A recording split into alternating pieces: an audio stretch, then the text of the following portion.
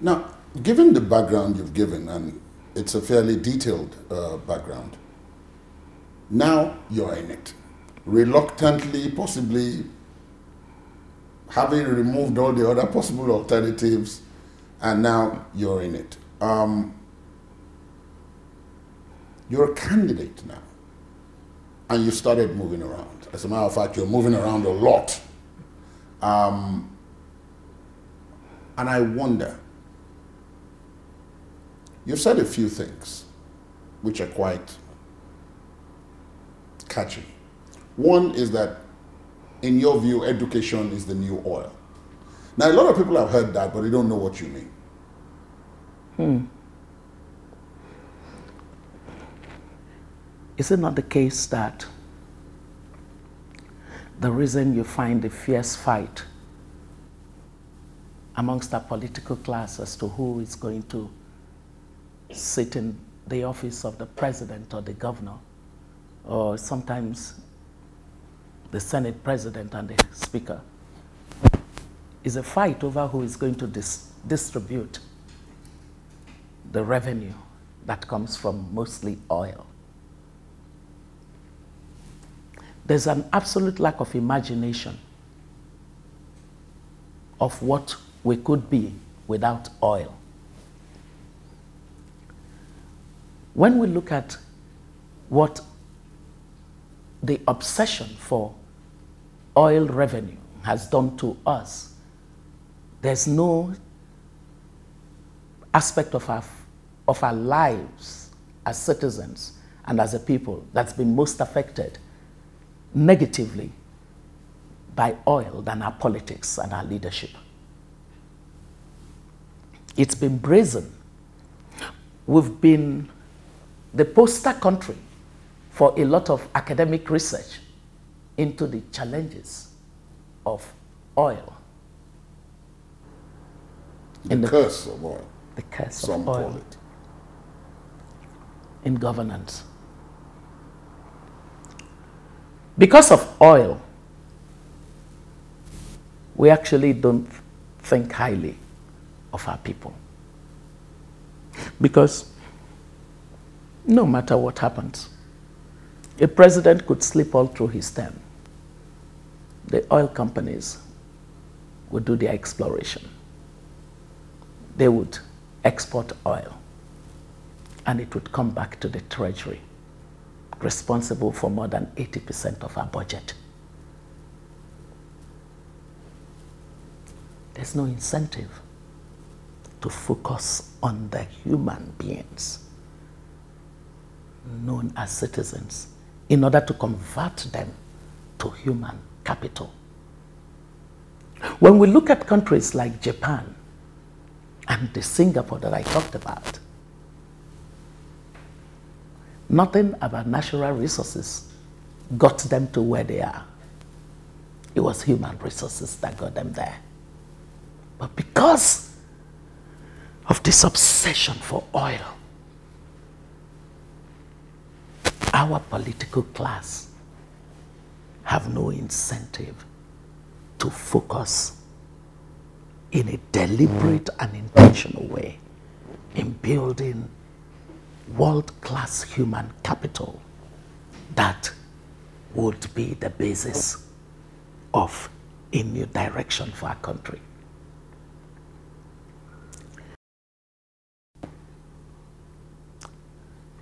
There is insecurity around the oil installations.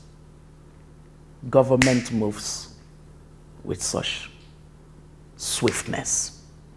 We don't want to lose 1 barrel of oil. But citizens are exposed to debt,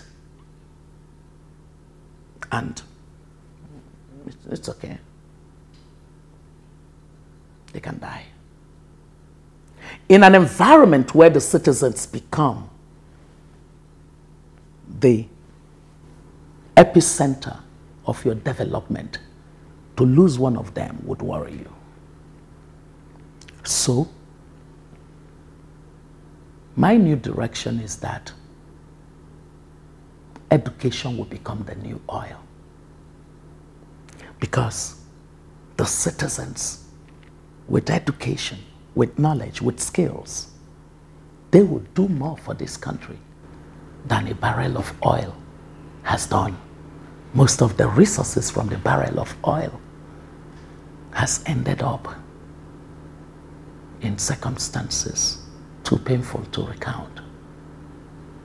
We now need to focus on our citizens and make them the basis of our economic progress, like other countries have managed to do. I said education will be the new oil, which therefore means that whether you have oil or you don't have oil in this country, you have the human beings, you have the oil, you have that which is more than oil. Once we can give them the kind of equality of access to knowledge and skills that happens in other societies. Human capital will be our new economy. That's what we say. Education is the new oil. Human capital is the new economy. You're going to be faced with a great deal of challenge. I know. This is a big country. Yes. And when we talk about people, you're talking of a whole lot of people, even though there are countries that are bigger than Nigeria. Yes. But if we take our continent, there is none bigger than us. Yes. Many have asked me, how does she intend to take on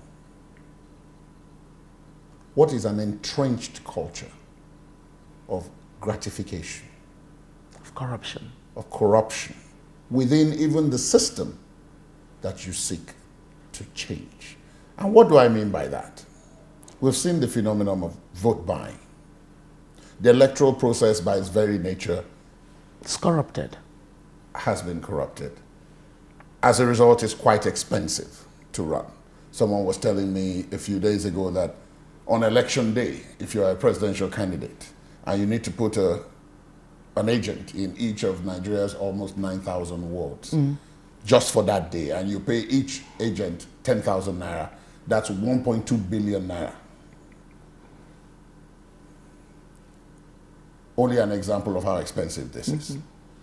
How will you get over this? Given the fact that you want to, what you're proposing is a complete, almost complete change around. Yes. And you're faced with what you've already described as interests that don't see this as something that can be done.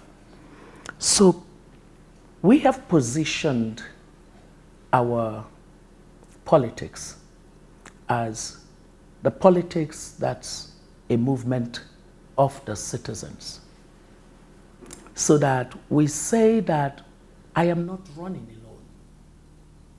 If any Nigerian citizen is tired, is fed up with the mediocrity and the failure that has taken the country down and taken them down, they would be running with me. And we see evidence of that. The people who sign on to the Obi 2019 campaign,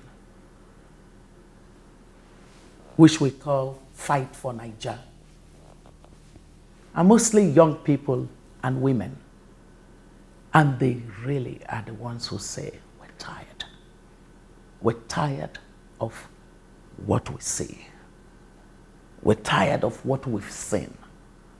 We believe that there can be something different. We can see in you a readiness to at least give of something different. And so they've come on board.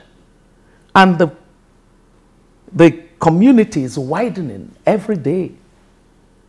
As in every day. These are volunteers. The dominant parties have to pay people to do the things that these volunteers are doing out of strong conviction that they want to build a different country. They want to build a nation. No power of money can stand in the way of a person with conviction. We're finding the people with that conviction. Do you know part of what amazes me about my candidacy? It is when we receive a 500 naira contribution from a young person or a woman, and she makes sure she pays it in every week and says, that's what I can afford, but I need you to know that I'm putting a stake in a new and different Nigeria. We are in a hurry to build this network. And that network is being built even as you and I speak. We are not following the traditional strategy. People look at us and they sort of are wondering, what does she think she's doing? Oh, she doesn't know anything about politics. I am very, very happy not to know anything about this entrenched, corrupted politics. We're daring to imagine that there's a different way. And we're using knowledge. We're using data. We're using technology.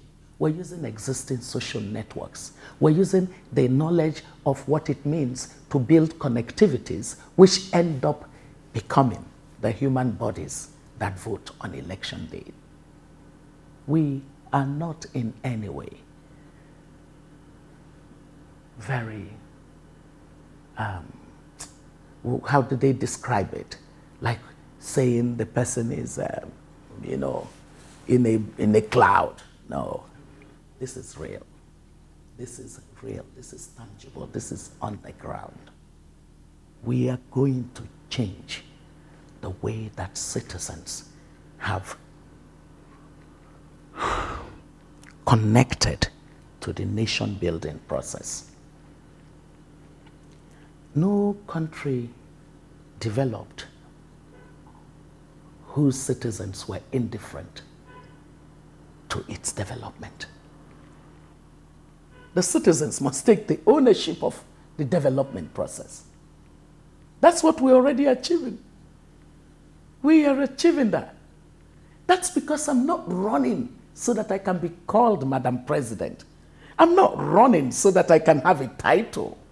I'm not running so that I can enjoy some benefits that come from being the president of Nigeria. No, we are running to rescue our country. This is an Operation Rescue Nigeria. It's a different kind of politics. It's not the politics where you have hangers on who are waiting to be appointed so that they can have a good time in life. We are the people saying our country is in peril. We've got to rescue it. It's a different kind of politics. It takes a different kind of connotation. It requires a different kind of skill set. It demands a different kind of values. We're finding it. It exists. There's been a silent majority asking, when would this country move away from this path? It's a perfidious path for leadership to reduce itself to opportunity for aggrandizement. And we have tolerated it and decided that it is normal. No. We are the ones daring to say it's not normal. We're daring to say we want to disrupt this. It's a disruption that we have laid out for us.